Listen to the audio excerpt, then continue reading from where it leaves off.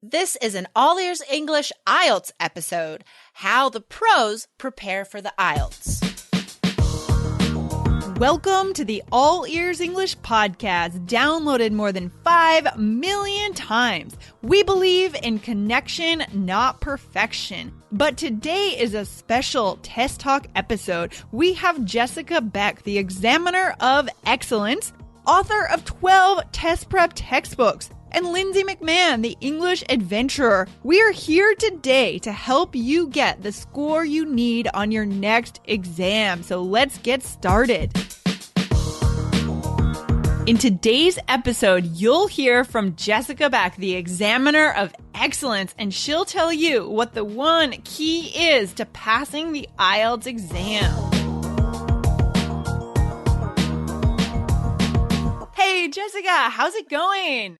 Fantastic. I'm having a really good day, actually. How are you? Are you? I'm glad to hear that. I'm having a great day. Very good day. Yeah. And I'm excited to be here today to talk with you about the IELTS exam.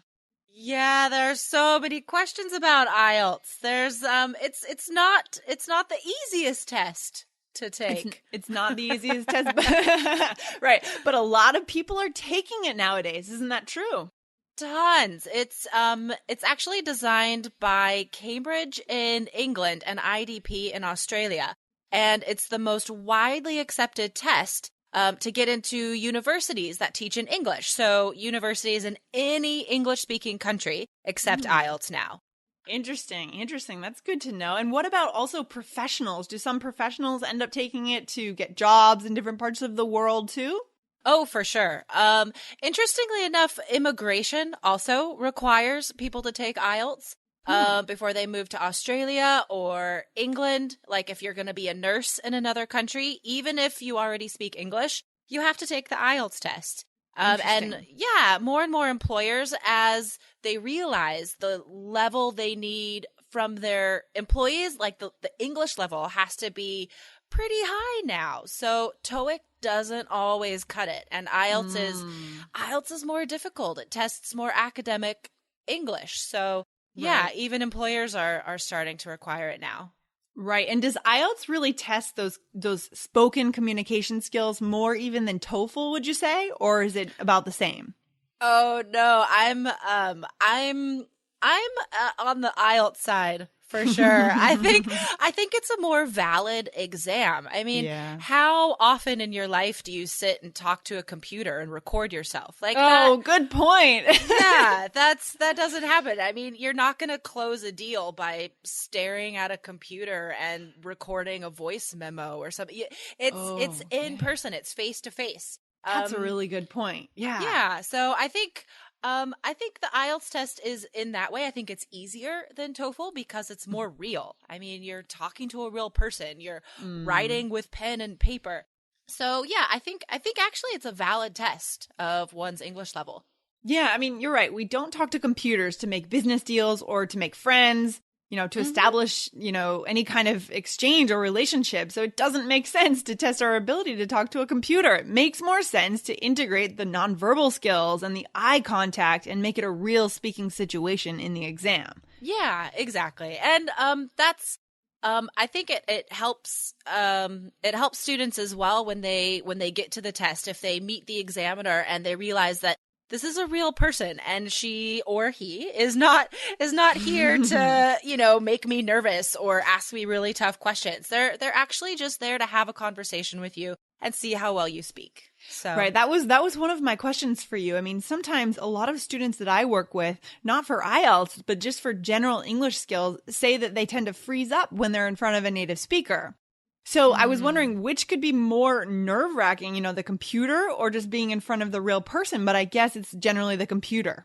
Oh, for sure. I think maybe before they're taking the exam, they think it's going to be easier to talk to a computer. Maybe they won't, you know what I mean? Like they won't get nervous and they won't feel shy because they're not talking to a real person. But I think it's just so fake and so real, and it's not something we ever do, that makes it a lot harder to be successful at. Yeah, absolutely. Right? Yeah. On the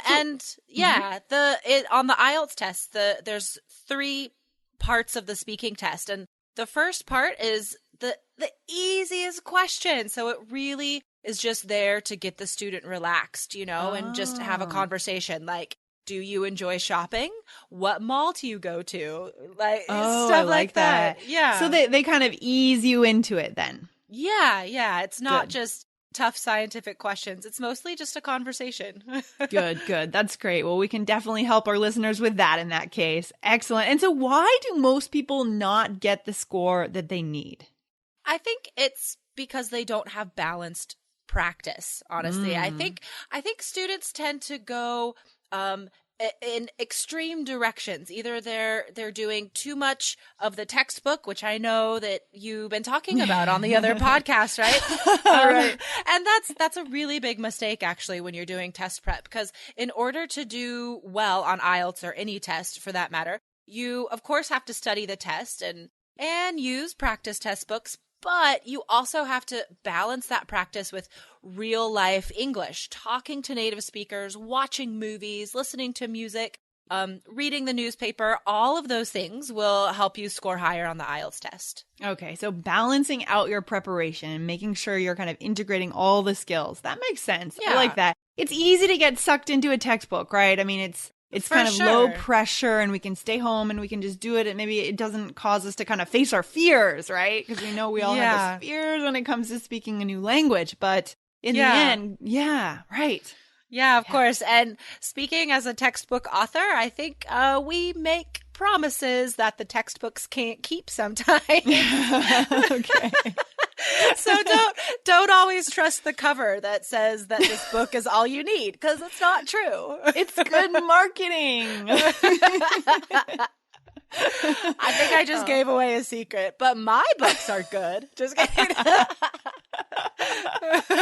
Oh, that's so funny. That's so funny. Hey, I mean, they have to sell textbooks, right? So interesting. So what are some of the main issues that listeners should actually think about when they prep for IELTS? Let's get down to it. What should they think about doing when they prepare? Sure. So you should have an integrated practice like you just mentioned, but you also have to take the test part by part. So for listening, for example, you really just have to have a strong level of comprehension. So watching movies, listening to music, watching TV shows, that will really help. You also have to strengthen the ability to listen and write at the same time, which is really hard. The idea of note-taking is really difficult for students and quite intimidating. So listening to a podcast and taking notes while you listen, that is going to help improve your score on the listening test. And reading, same thing. You read newspapers, read magazines, but you also have to strengthen your skills of skimming and scanning, because the IELTS test the reading is difficult. There is not enough time to read every word and answer the questions. Like, that's impossible. Even a native speaker cannot read everything and answer the question. Oh, really? Is that right? Yeah, yeah. Okay. So the skimming and scanning skills are really important. Hey guys, listen up. There's a very cool free offer available for you today. If you want the official All Ears English IELTS cheat sheet, where you'll find out exactly what the examiner is looking for on the speaking section of the IELTS, go to allearsenglish.com/evaluation. And if you fill out our 1-question survey, you'll be entered into a contest and you'll have a chance to get your speaking evaluated on Skype with our examiner of excellence, Jessica Beck, here at All Ears English. So go to allearsenglish.com/evaluation. That's EVALUATION.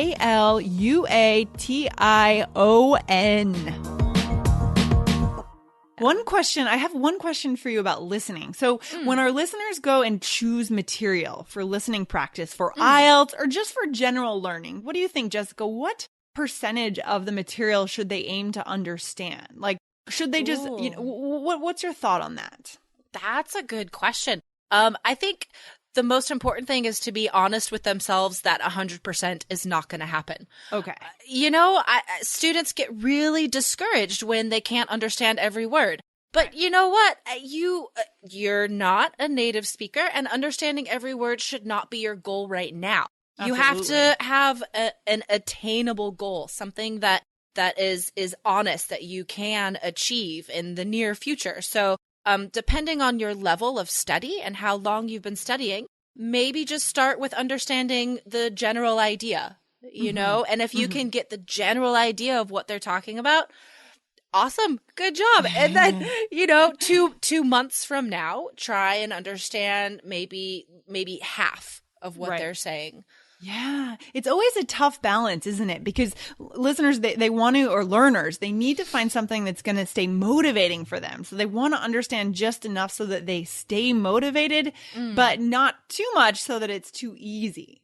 Right? Yeah. So it's tricky. I think they really have to think about what type of material they're choosing to listen to as well. So if you're, say, intermediate to upper intermediate and you're just beginning to try and strengthen your listening skills, don't download a TED Talk. Don't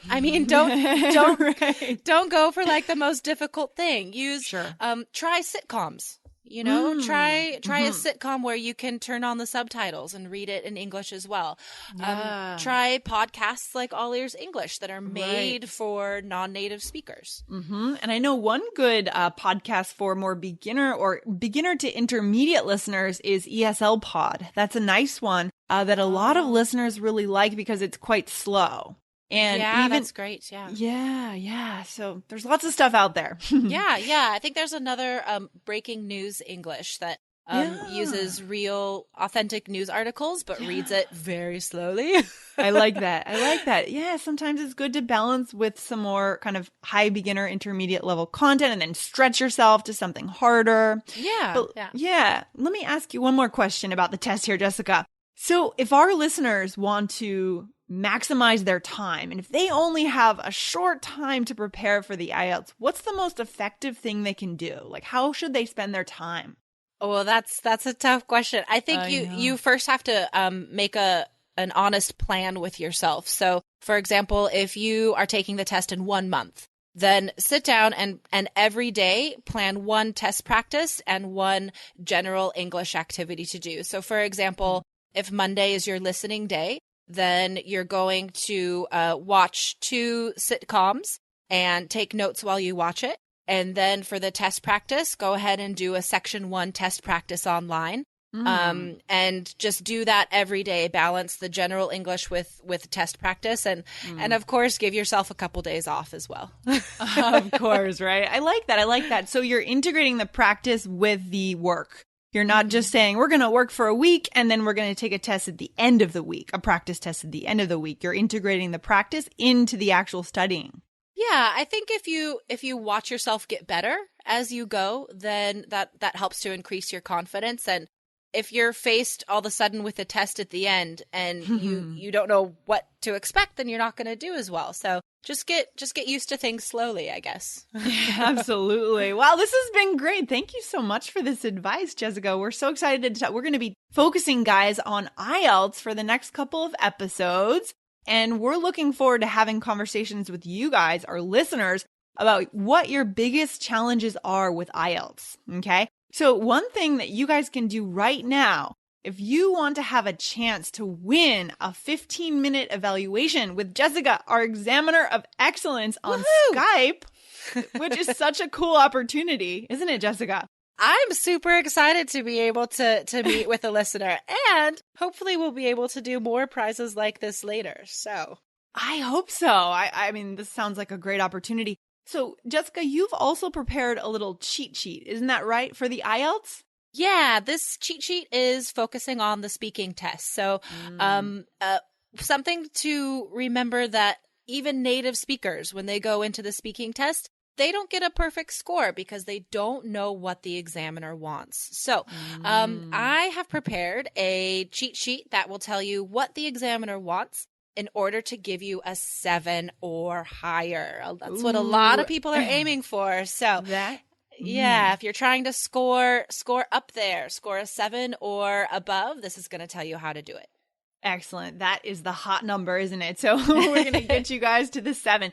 So what you guys need to do to get all these awesome prizes, is you need to go to allearsenglish.com/evaluation.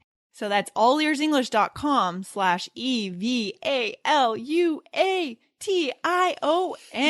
Enter your email to get the cheat sheet, and then you'll be redirected to a page where you can complete our survey. If you complete the survey, you'll be entered automatically to win a chance to speak with Jessica and get evaluated. How does that sound, Jessica? It sounds great. I can't wait to meet one of you guys and to help you get the score you need on IELTS. All right. Very good. So we're on the right track here. Thanks for joining us today, Jessica. This has been fun. Thank you, Lindsay. Have a wonderful rest of the day.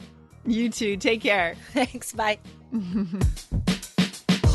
If you believe in connection, not perfection, and you want to put your ears into English more often, please subscribe to our podcast in iTunes on your computer or on your smartphone. And hey, if you liked today's show, please let us know with a review in iTunes. Thanks so much for listening, and see you next time.